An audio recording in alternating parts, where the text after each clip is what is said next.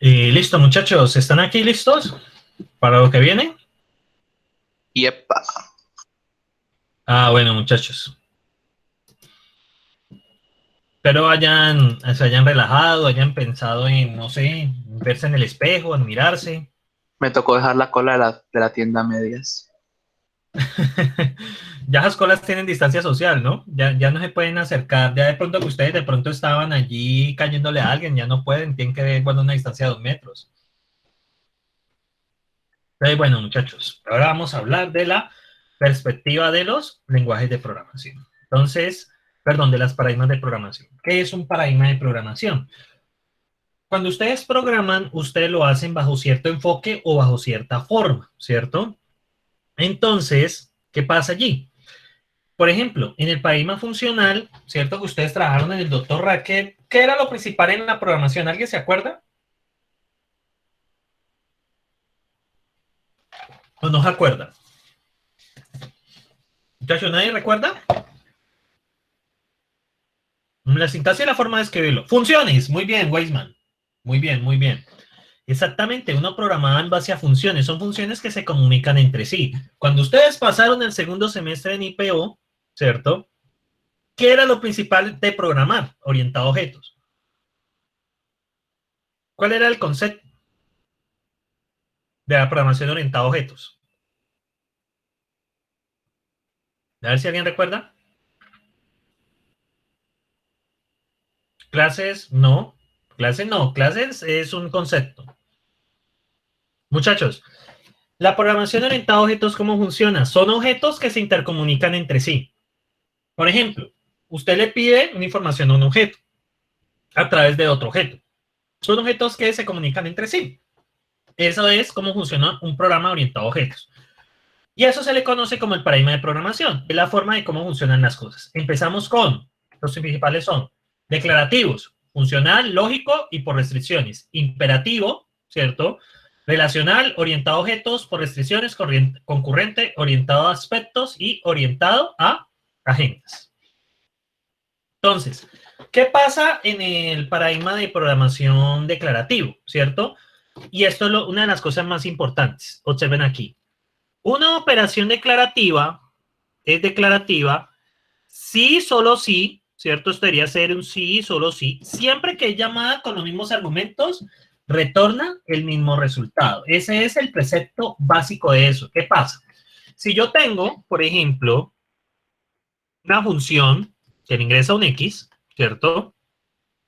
Y si yo tengo f de 2, me va a retornar 8. Yo la llamo mucho tiempo después, f2 debe retornarme 8. ¿Qué implicación tiene, muchachos, con respecto al tema?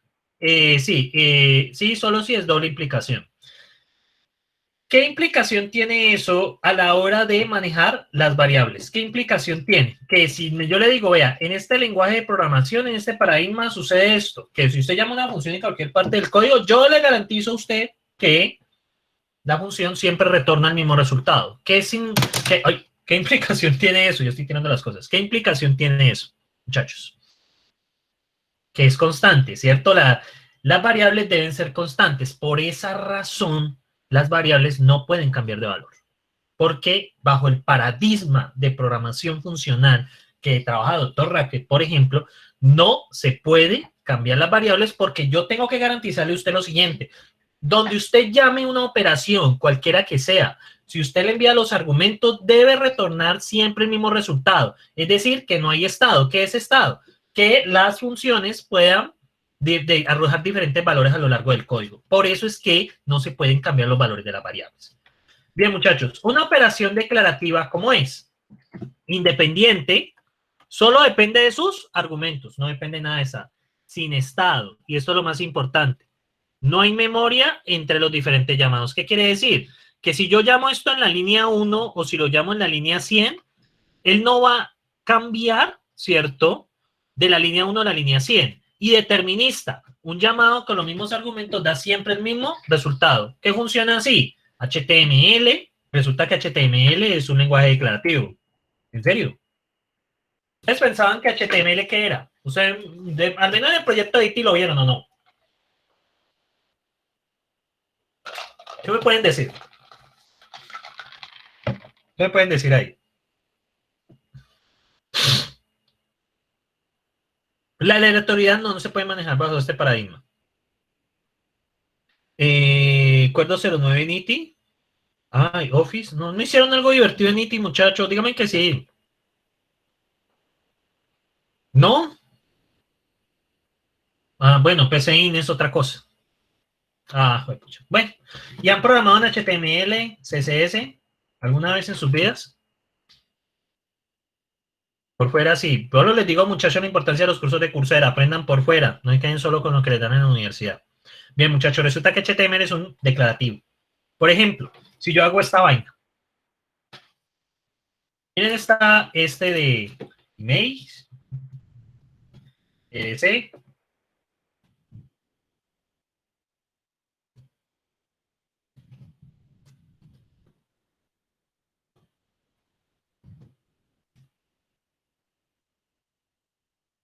Y por acá sí.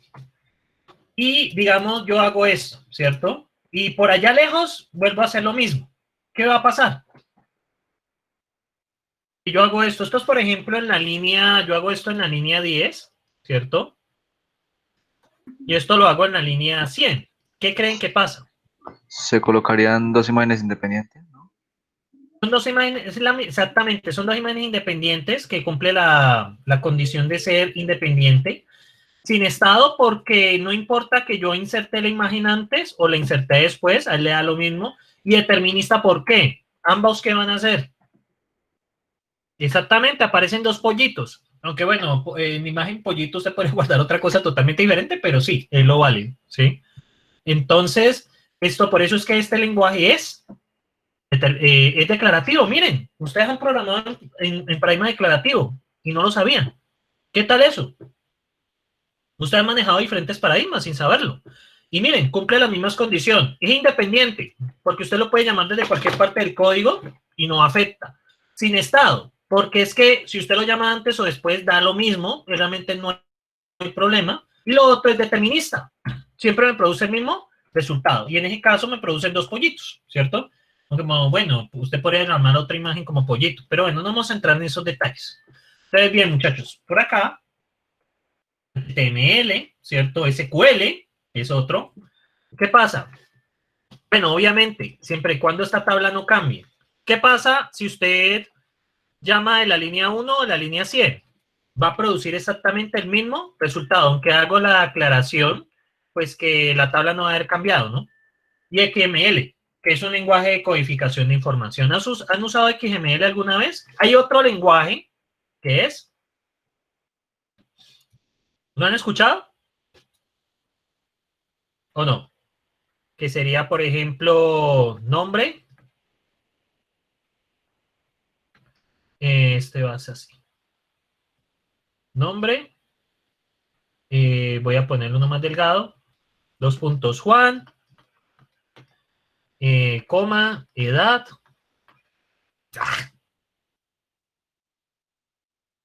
2 puntos 20. Bueno, y supongamos que es así.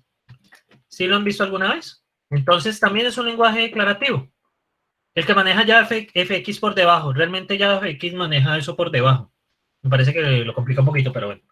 El otro que es Swing, la otra suele manejar es XML, ya cuando no está programando ya en otro nivel.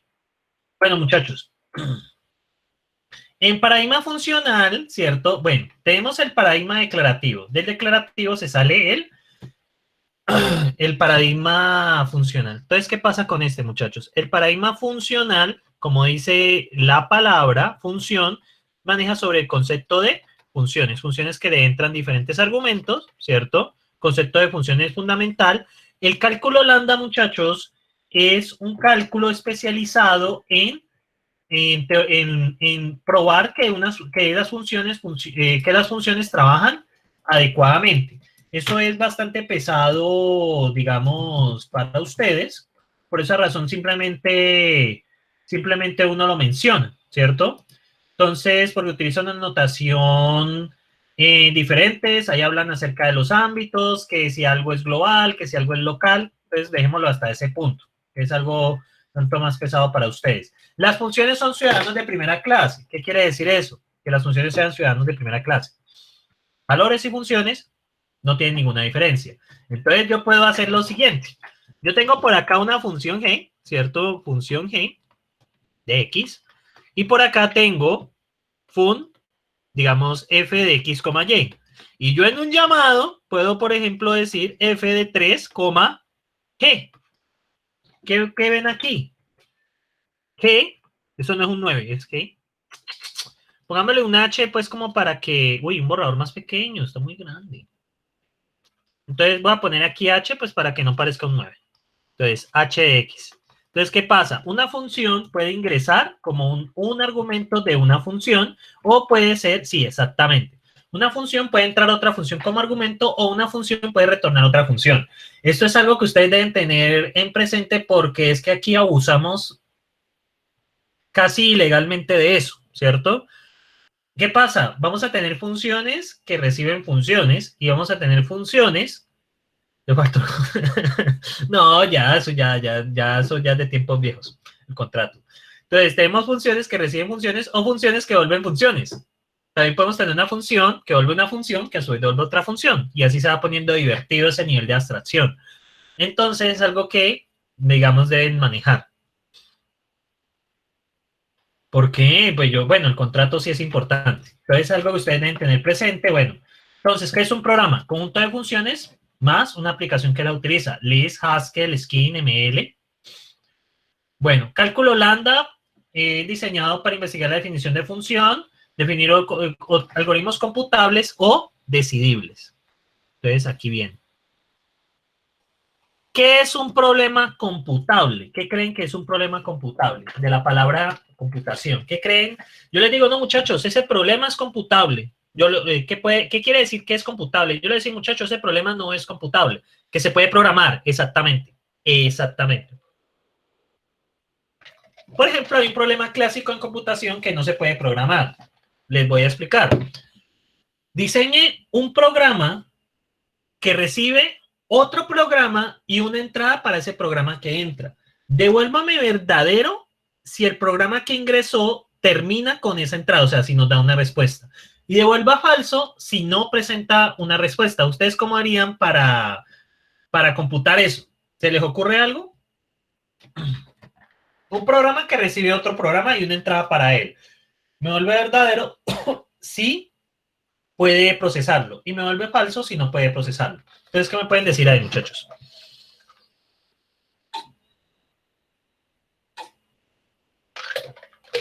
Redes neuronales. ¿Eso no Z sale? Oh, ¿conoces Z, Juan Pablo? Qué bien. Qué lindo clima, dice Brian. Vale, muchachos, pensémoslo. Pues si un programa, recibimos la entrada y un programa. Pues yo corro la entrada con ese programa y espero a que termine. Entonces, bueno, yo podría poner un límite de tiempo, para ir unos 10.000 años, ¿cierto? Pero ¿qué pasa si termina los 10.000 años y un día? Entonces, ahí está el problema. Entonces, por eso no se puede computar, porque uno a la larga no puede colocar ni espacios de tiempo ni nada para saber que efectivamente termina, ¿cierto? Ese es uno de los problemas de eso. Se llama el problema de la parada. Una estrategia, bueno, es computable. Bueno, por ejemplo, el problema de la parada es un problema indecidible o no computable. Cualquier función puede ser expresada y evaluada a través de este cálculo.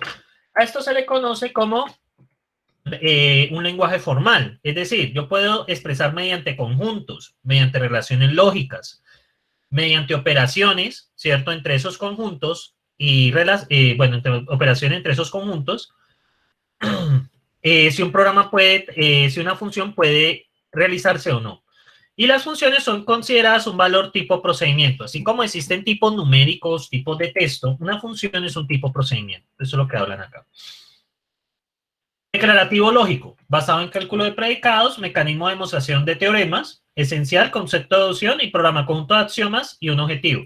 Y el mayor ejemplo de esto es Prolog. Entonces, muchachos, si ustedes me permiten, ¿cierto? Les voy a mostrar un programa de Prolog, ¿cierto? Vamos a prologuear hoy, ¿cierto? Entonces, vamos a prologuear, muchachos. El FLP, ta, ta, ta, ta, ta, ta, ta, ta, ta. Prolog. Entonces, muchachos, miren este de acá. Voy a mostrarles acá y les presento mi Prolog. Entonces, no, ahí tengo la terminal. Ahí ven lo que yo veo, muchachos. ¿Lo ven bien o necesitan que esté más grande? Ven, me avisan. Zoom, listo, zoom. Y voy a agrandar la consola. Vamos a ponerle... Ahí debe estar bien, ¿cierto? ¿Ahí está bien?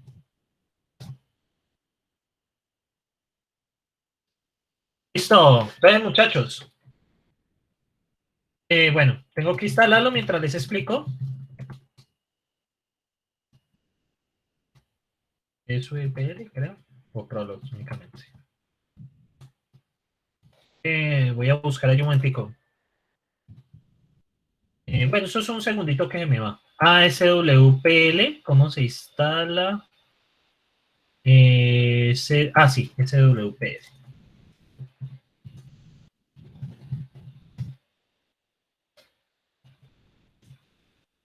No me permite. Carajo. Soy Prolog. Un segundo, muchachos. Me cogieron. Tengo miedo. Bueno. Toca hacer esta vaina. Esto ya no es tan natural. Ajá. Bueno, muchachos, mientras esa cosa pelea, entonces vamos a ver. Base del conocimiento. Entonces tenemos. Entonces recuerden, muchachos, que esto es del tipo, ¿cierto? X es amigo de Y. Entonces, por ejemplo, ¿cierto? X es amigo de Y. Entonces, cuando hago esto, ¿cierto? Amigo A de B, ¿qué estoy diciendo? A es amigo de B. ¿Estamos de acuerdo, muchachos? No estamos de acuerdo. Se me perdió el Meet. Aquí está. Listo, estamos de acuerdo. No estamos de acuerdo. Déjenme ver. Digan algo, muchachos, un sí, un no, lo que sea. Bueno, listo, muchachos. Perfecto. Entonces, ya terminó de instalar. Bueno. Date. Me he olvidado realmente, pensé que lo tenía instalado aquí. Qué pena, muchachos. Pero bueno, lo bueno es que acá no tengo ese internet de príncipe. Ese internet de príncipe era horrible. Listo, ahí ya está instalando. Estoy instalando con mi Wi-Fi con juegos de azar. Entonces, estamos. Upgrade es para actualizar los paquetes. Update es para actualizar las fuentes. Como agregué un repositorio nuevo, tengo que actualizar las fuentes de paquetes para que me pueda ver el paquete. Si yo no actualizo las fuentes de los paquetes, Juan Pablo, me toca no ver el paquete, ¿cierto? Entonces, upgrade es para actualizar los paquetes de versión y update es para actualizar las fuentes, es decir, que vea los nuevos paquetes que he agregado. Entonces, por esa razón, hago eso. Entonces, parece que me está jugando una mala pasada. Entonces, muchachos, ¿qué pasa acá? ¿Cierto? Cuando yo cargo esto acá, ¿cierto? Denme un segundo, mucharejos.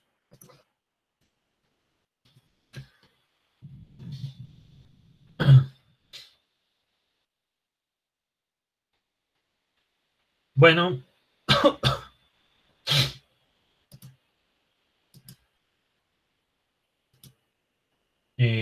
Acá. Entonces, acá vamos.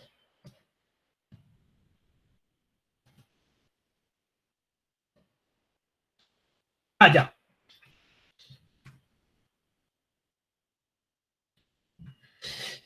Entonces vamos a cargar este archivo, mucharejos. Entonces,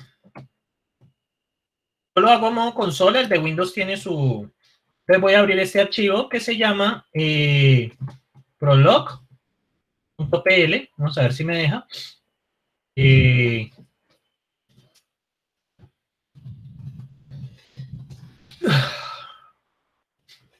¿No era O? Bueno, es Open. Entonces tengo Open. Esperen a ver si estoy... es que no estoy parado donde es, claro. Debo configurar aquí una cosita. En terminal. Ajá. Ok, listo. Entonces vamos a cerrar este Prolog y vamos a abrir de nuevo el Prolog. Y ya me mueve dónde es. Listo, perfecto. Entonces, vamos a abrir ese Prolog.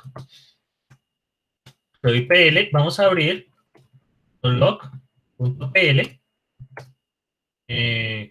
O, entre comillas. Porque están anti-chévere. A ver si es con Open.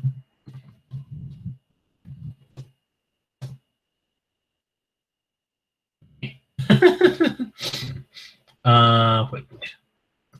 La load. File, Prolog. Siempre se me olvida. El programa no es que lo use mucho. Vamos a ver. Soy PL. Ya. Vamos a ver. ¿Cómo es que era? Era con L. Increíble que me haya olvidado. No. Open.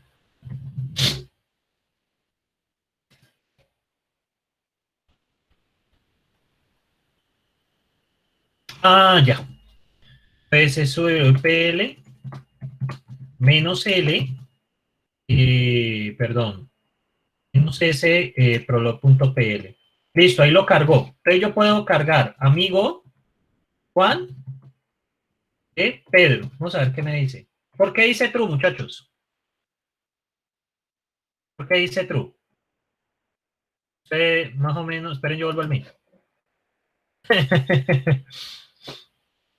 Dice. No te frustres, imagino utilizando Arch. No, yo utilicé Arch Linux. Lo que me detuvo fue cuando estuve trabajando en Machine Learning en la actualización de las librerías. Pero bueno, muchachos, ¿qué pueden decir aquí? Él buscó en la base del conocimiento, ¿cierto? Si ustedes ven acá, Juan es amigo de Pedro. ¿Qué pasaría si ustedes tienen que implementar lo mismo en C++? ¿Qué les tocaría hacer? Pero efectivamente saber que Juan es amigo de Pedro. ¿Ustedes qué tendrían que hacer ahí, muchachos?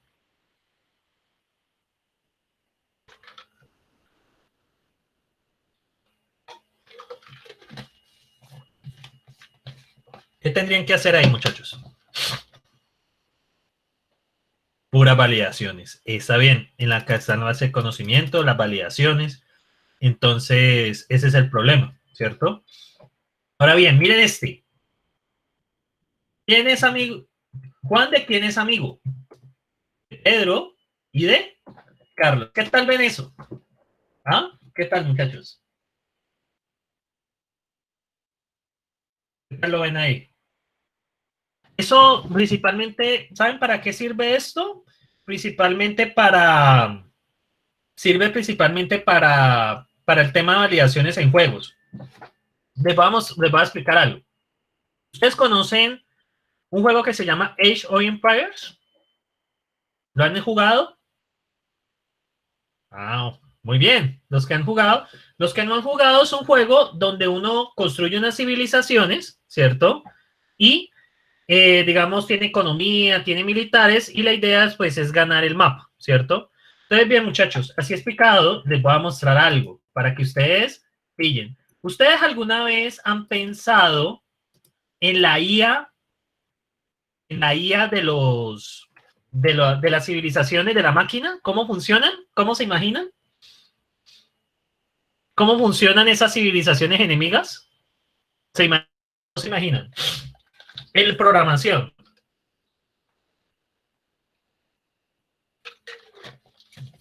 Pues no se imaginan, muchachos. No sé, el chat está como lento. No, a ver que aparezca algo. Nunca lo he imaginado. Bueno, muchachos, les voy a mostrar cómo se implementan esas IAs. ¿Sí? Observen. Perdón. Es este. Miren esto. Esto es una civilización. Miren acá. Miren esto.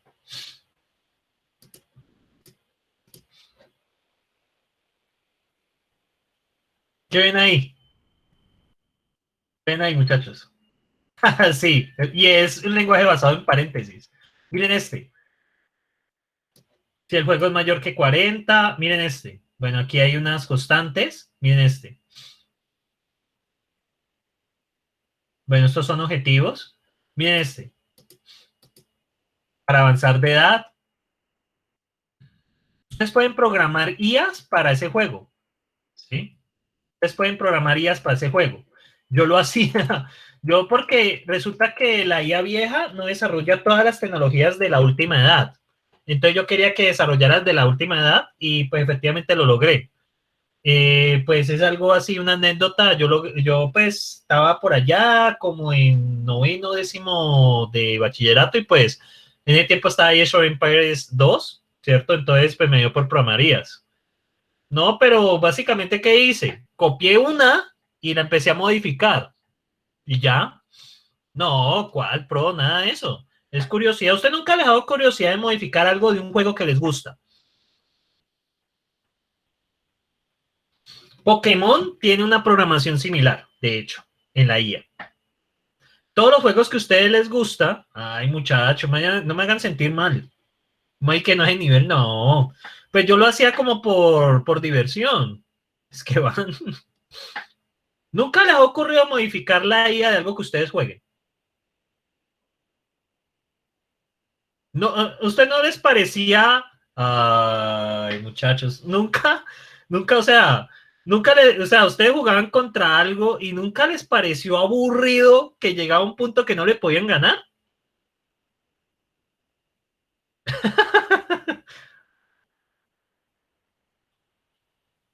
Ay, no, muchachos. Yo le ponía, no, es que pues lo que pasa es que cuando yo estaba en décimo, en 11, en los primeros semestres yo era muy poseto con eso. Entonces llegó un punto en que la IA me aburría. Digamos, yo peleaba 1 versus 1 y le ganaba. 2 versus 1 también le ganaba. Bueno, 3 versus 1 me aplastaban porque ya era por cantidad. Pero yo dije, bueno, ¿por qué no se terminan de desarrollar las tecnologías de la IA? Y me dio por mirar y logré que se desarrollaran. Estos muchachos, muchachos, no les puedo compartir nada. Es como estar en descanso y cambias un juego normal. No, muchachos, es bacano. Miren acá, entonces, son puras de este estilo de reglas y es muy similar a esto, ¿sí? Porque básicamente, ¿qué verifica?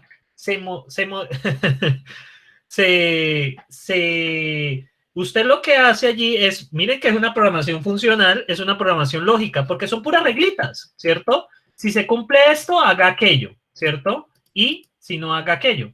Esta es una idea que hizo alguien, no sé qué hace. Yo lo que entiendo de programación de Fruit es para poner una regla. Goal es para poner un objetivo. Por ejemplo, ya alcanzaste la A de los castillos, entonces haz aquello. Y lo otro, está el if, ¿cierto? Acá. Bueno, este es el if. Por ejemplo, si la edad actual es la edad imperial, entonces haga esto. Yo lo que hice, muchachos, lo único que modifiqué realmente fue coger la IA de la computadora y agregarle las tecnologías nuevas. Obviamente yo busqué en una página web de ese tiempo que era un blog y pues lo hice y lo hizo. Y pues estuve feliz porque pues mejoraba un poco la jugabilidad. Aunque la IA que tiene ahora la nueva versión de Steam, pues es mucho mejor de eso. Pues sí, control C, básicamente. Pues, ¿qué más puede hacer un pelado de bachillerato? No, muchachos, programar es muy bacano. Miren que esta es una IA y nace de esto, de una base del conocimiento, ¿cierto? Acá no está tan implícito como en Prolog, pero la base del conocimiento es la información que te da el juego. Y en base a eso tú puedes modificar la IA para que haga cosas. ¿Ustedes han escuchado algo sobre Robocode? Es que me mentiste. Robocode, muchachos. No, nada de eso. Muchachos. Bueno, ojalá puedan asistir a la reunión de Hiperia ahora. Bueno, muchachos, Robocode, ¿ustedes acuerdan de esos carritos que ya les voy a mostrar acá, Robocode? Vamos a mostrar una imagen, ¿cierto? Acá en imágenes, voy a mostrar una imagen, en cambio de pantalla, una ventana, pero en cambio de pantalla. Robocode es esto, son los robots que básicamente son de disparos, ¿cierto? Esa es una aplicación que está en Java. ¿cierto? Eso es un applet de Java, pero ¿cuál es la idea? Que usted programe la IA de los robots. Por ejemplo, cuándo disparar, para dónde moverse. Y la percepción que usted tiene del ambiente es dónde está el robot y qué es lo que ve la luz en el robot. Si, por ejemplo, ustedes qué harían si la luz del robot ve un robot enemigo, ¿ustedes qué harían?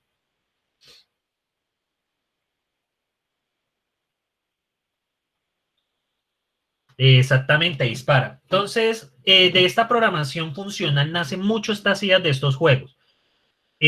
Pues son juegos de este estilo que son basados en reglas, ¿no? Por ejemplo, Age of Empires es un juego basado en reglas. La IA funciona en base a reglas. De hecho, la IA tiene, por ejemplo, percepciones de cosas que uno hace. Por ejemplo, el jugador humano alcanzó la de los castillos. ¿Qué hago yo? ¿Cierto? Entonces son ese tipo de cosas. Exactamente. Entonces, eso es de, ustedes lo pueden programar. Ustedes ya están en la capacidad, muchachos. Ese es el reto que yo les propongo. No les voy a poner eso al proyecto final, pero pues podrían pensarlo. Así como por hobby. ¿Sí? No, proyecto final viene algo así bien, bien, bien bueno, ¿sí? Entonces, por ejemplo, Mario Maker, ¿no? Hacer una IA para eso. Entonces, bien, muchachos, pasamos a imperativa. La programación imperativa, muchachos, es la programación que ustedes conocen. Es orientado por la máquina, suele ser de alto nivel, esencial, asignación y secuenciación. ¿Qué es eso de asignación? Que la variable B por aquí vale 3 y por acá abajo vale 8. ¿Y qué es secuenciación? Secuencia de instrucciones. Básicamente, la programación estaba en términos del programa. ¿Ustedes cómo programan allí cuando están en programación imperativa? Pues ustedes tienen unas variables que van cambiando con el tiempo. Y eso es lo que ustedes programan. Por ejemplo, un for es una estructura puramente de programación imperativa. ¿Por qué? Porque un for representa cambio de estado. En un for, por ejemplo, están cambiando todo el tiempo las variables de control, ¿cierto? Entonces es eso básicamente, muchachos. Eso es lo que ustedes ya manejan. Fortran, algo, Basic, C, Pascal. Por ejemplo, JavaScript, ¿cierto? Si usted, bueno, esto tiene clases, ¿cierto? Pero no, ignoren esta parte de acá. Entonces, si ustedes, por ejemplo, el número vale 5 y después, ¿qué pasa con el número? Vale 8. Entonces, como ven, va cambiando de estado. Ahora viene la programación orientada a objetos, que es lo que ustedes principalmente manejan y es lo que les da de comer. Entonces, mediante objetos y sus respuestas. El concepto computacional de objeto, pues tenemos herencia, mensaje, clase, etcétera, etcétera. ¿Y el programa qué es? Un conjunto de objetos interactuando entre ellos. Eso es lo que es programación orientada a objetos. Y eso es lo que ustedes hacen, ¿sí? Ustedes tienen un conjunto de objetos que se hablan entre ellos, ¿cierto? Y ya, eso es básicamente lo que es la programación orientada a objetos. Es muy poderosa porque es una abstracción del mundo real hacia un mundo computacional. Entonces permite solucionar muchísimos problemas. Ustedes con saber programación orientada a objetos, pues tienen bastante ya hecho. Pero hay que saber más cositas, muchachos, hay que tener más en el catálogo, ¿sí? Entonces, tengan eso presente. El concurrente. Básicamente, teoría de concurrencia y cálculos de procesos. El cálculo de procesos es bastante complejo, ¿cierto? Básicamente es cómo podemos programar de un conjunto de procesos que funcionan independientemente para hacer algo que sea funcional. Los procesos pueden ocurrir en cualquier momento, los procesos tienen dependencias, entre otros, bastante complicado. Un programa es un conjunto de procesos y las interacciones entre ellos. Por ejemplo, un ejemplo de programación orientado a procesos es, por ejemplo, un carrito de compras. ¿Qué pasa con el carrito de compras, muchachos? Imagínense que ustedes están en tengo que configurar esto. Por ejemplo, ustedes tienen el carrito de compras, ¿cierto? Supongan que esto, no, son muy feos. Pongámoslo conceptual, el carrito de compras, ¿cierto? Entonces, en este carrito de compras hay unos pedidos, ¿cierto? Y hay diferentes usuarios, ¿cierto? Hay diferentes usuarios haciendo pedidos, ¿cierto? ¿Qué pasa? Cada uno de estos usuarios puede verse como un proceso diferente. ¿Por qué? Porque cada uno funciona independientemente. Y acá hay una lista de pedidos, pero por acá a su vez hay un inventario. ¿Qué pasa con esto? Puede entrar un pedido, ¿cierto? Y el pedido se hace. Hay una cola de pedidos, pero ¿qué pasa cuando hacen un pedido con respecto al inventario? ¿Qué creen que debe pasar con el inventario? Yo, por ejemplo, habían 50 Nintendo Switch y yo compré 49. Se reduce, exactamente. O, por ejemplo, yo cancelé un pedido. ¿Qué debería de pasar con el inventario?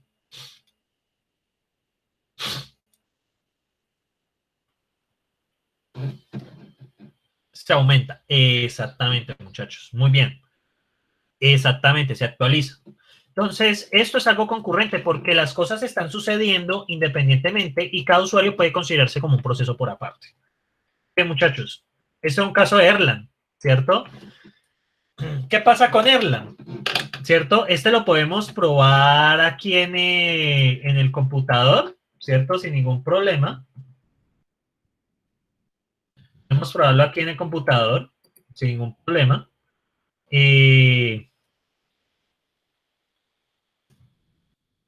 Entonces, acá yo hago algo para mostrarles el ejemplo que tengo con ustedes.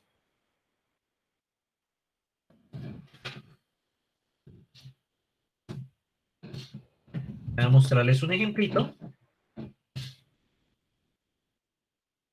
Entonces, ¿qué pasa, muchachos? Si ustedes ven aquí, bueno, el módulo se llama ejemplo FLP, ¿cierto? Él va a tener dos procedimientos. Un procedimiento que recibe 0 argumentos y uno que recibe 2. Vamos a tener un procedimiento, estos son los procedimientos que son visibles, ¿cierto? Este es el nombre del módulo, ejemplo FLP.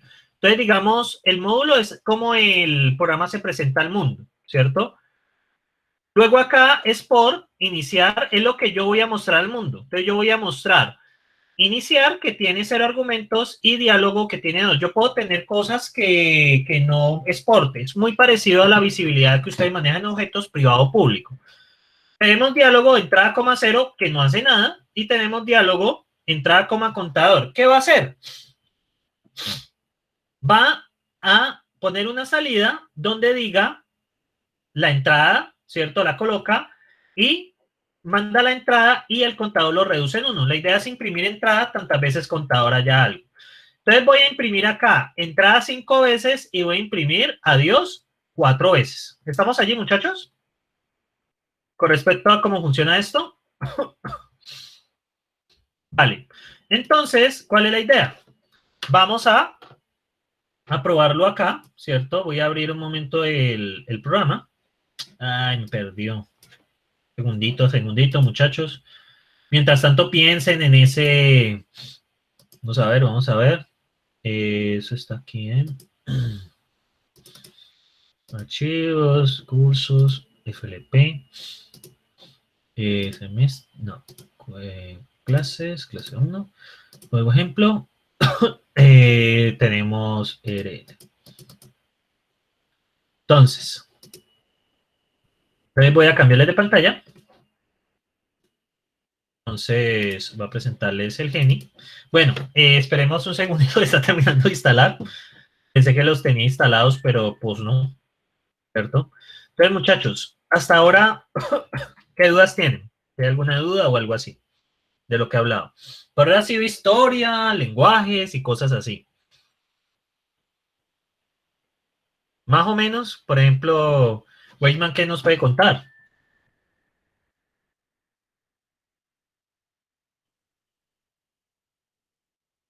Ah, sí, porque llevo 8 horas, llevo 8 horas dando clases, es normal. Lo que pasa, muchachos, es que, digamos, un momento cuando uno está dando clase, pues uno tiene muchas pausas, pero así en línea, el problema es que uno habla mucho, ¿cierto? Mucha información que procesar.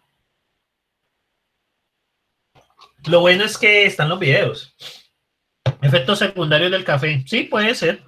No vayan a volverse. Uy, ya lo instalé. Ya hice el suficiente tiempo que necesitaba, muchachos. Entonces, vamos a cargar esto, ¿cierto? RL, ¿cierto? Voy a cargar, ejemplo, flp.rl. Bien, muchachos. Entonces, voy a cargar, ejemplo, FLP, que es este módulo. O sea, esto, a pesar de que cargué el archivo, este es el nombre que él tiene con el mundo. Ahí lo cargué, ¿cierto? Y ahora sí, ejemplo, FLP, dos puntos, iniciar. Y pillen lo bacano que es esto. ¿Qué ven aquí, muchachos? Hola, adiós. Y miren este orden. Y pillen acá. ¿Qué ven aquí? Hola, adiós, hola, adiós, hola, adiós, hola, adiós, hola. Y miren acá. Hola, adiós, hola, adiós, hola, adiós, hola, adiós, hola. Ahí también igual. Bueno, la cuestión es que eso, eso funciona de forma independiente. Son hilos naturales. O sea, todo esto, cuando usted ejecuta un procedimiento en Erlang, son hilos naturales. Eso es lo bacano de lo concurrente. Porque usted puede tener varias cosas funcionando al tiempo, de forma natural. Ustedes ven aquí que yo declaré un hilo, como en Java. ¿Ustedes qué tienen que Java para declarar un hilo? Tienen que declarar el hilo, luego ponerle un método run, luego mandarlo, luego esperar a que termine, o lo puede mandar a dormir, o lo puede matar, y así. Pero qué pereza, ¿cierto? ¿Por qué funciona así en Java? Porque es que no es natural la programación de ese estilo. ¿Estamos hasta allí, muchachones? ¿Más o menos se entendió o no se entendió?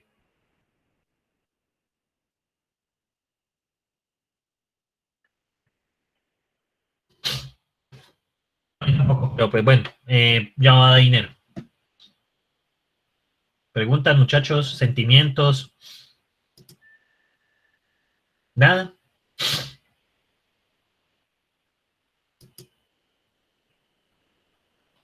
Nada que decir, muchachos. Bueno, tomen en cuenta que ustedes lo robaron con el semestre pasado, ¿no? Entonces, ese semestre pasado eso fue una mentira. Aunque lo bueno es que terminamos antes de la pandemia.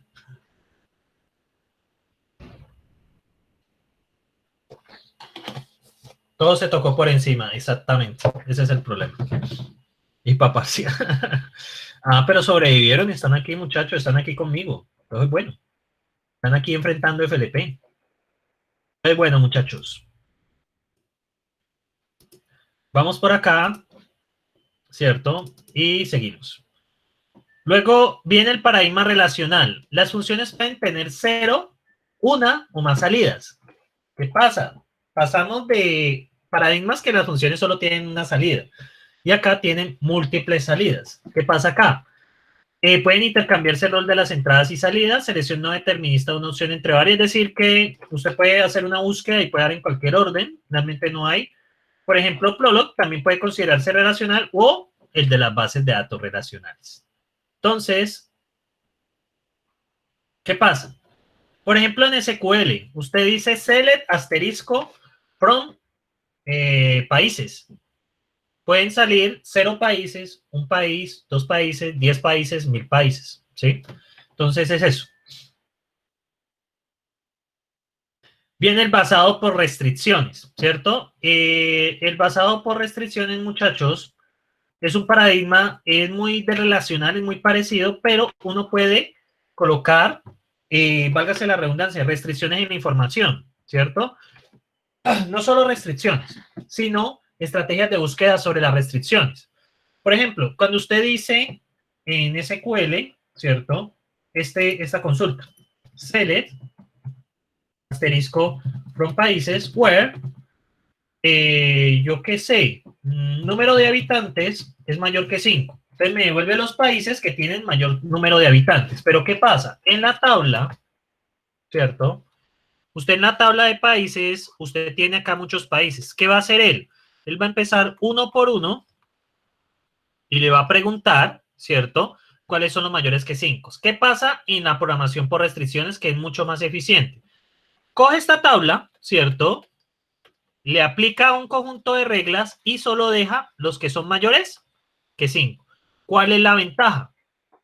Que yo no tengo que ponerme a buscar uno por uno, sino que las restricciones me reducen el conjunto de búsqueda. Entonces es mucho más eficiente que SQL. Es más complicado de implementar. Esta lectiva se dio hace mucho tiempo, no creo que se vuelva a dar, pues ojalá se diera algún día, pero es bacano, es una lectiva. Entonces, por ejemplo, miren este. Esto es para solucionar el problema send more igual a money. ¿Cuál es el objetivo? Encontrar valores para esas letras. Calqué esa condición se cumpla. Y miren lo que yo hago. Básicamente, les explico. Aquí se crea una especie de array, ¿cierto? Que tiene S, E, N, D, M, N, O, R y Y. Y que los valores sean entre 0 y 9, ¿cierto? Entonces digo que todas estas variables son entre 0 y 9. Ahora, ¿qué pasa? Debo decir que son diferentes, ¿cierto? Lo hago con esto. S y M, que son estas, S y M, deben ser distintas que 0, por obvias razones. Y acá coloco la ecuación. Luego le digo que la solucione y finalmente muéstrame todas las posibilidades. Muchachos, ¿qué ven allí? Es una forma de solucionar problemas de este tipo. Son problemas, por ejemplo, combinatorios, problemas de asignación de recursos. Hay muchísimos tipos de problemas que se pueden solucionar bajo el paradigma de programación por restricciones. ¿Tienen preguntas hasta allí, muchachones?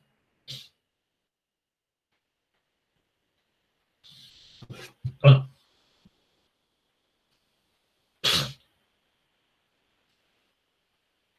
OZ es muy poderoso. De hecho, lastimosamente OZ está desactualizado. Ahorita se utiliza, es una herramienta que se llama Minisync. Es Minisync, ¿cierto? Se llama Minisync. Esa es la que estamos utilizando actualmente porque es que OZ se quedó muy atrás. Se llama Minisync.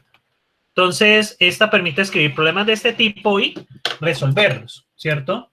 Entonces, bueno, le recomendaría aprender esa herramienta. Juan Pablo, me envías un correo, yo te envío, bueno, a los que estén interesados, yo les puedo enviar un curso que trata del uso de programación bajo este enfoque, ¿cierto? Es un curso bastante bacano y es un curso bastante corto y es un curso que aplica gamificación, es decir, básicamente todo el curso se trata de solucionar un juego. El curso normalmente es free, sin certificado, pero como ustedes tienen Coursera gratis hasta septiembre, pues pueden hacerlo. Lo bueno es que ese curso les abre mucho la mente de solucionar problemas con solvers. Bien. Orientado a aspectos, ¿cierto? Esto no es tan utilizado. Básicamente es muy enfocado al desarrollo, este orientado a aspectos muy enfocado al desarrollo de software, porque aspectos son como particularidades de la aplicación, por ejemplo, conceptos técnicos, por ejemplo. Un aspecto sería la parte de logueo de usuario. Otro aspecto, por ejemplo, sería la parte de separación de roles, y así. Programación orientada a agentes es lo que usan en Robocode. ¿Qué son agentes? Cada robot tiene una percepción del mundo. A partir de esa percepción del mundo, por ejemplo, con la luz puede ver qué hay en esa línea, o bien puede saber su ubicación en el mapa. Eso se conoce como percepción, y un agente es algo que tiene percepción y es capaz de ejecutar acciones con eso, básicamente. Bien. Algunos retos, enfoques basados en componentes, mecanismos de seguridad y confiabilidad, seguridad en hilos, que es una joda, énfasis en modalidad de instrucción, computación grid, cloud, map and reduce. Bueno, y podemos ahorita colocarle también el tema de Docker. Entonces, bien, muchachos, hemos terminado el tema de la motivación del curso. Entonces, hagamos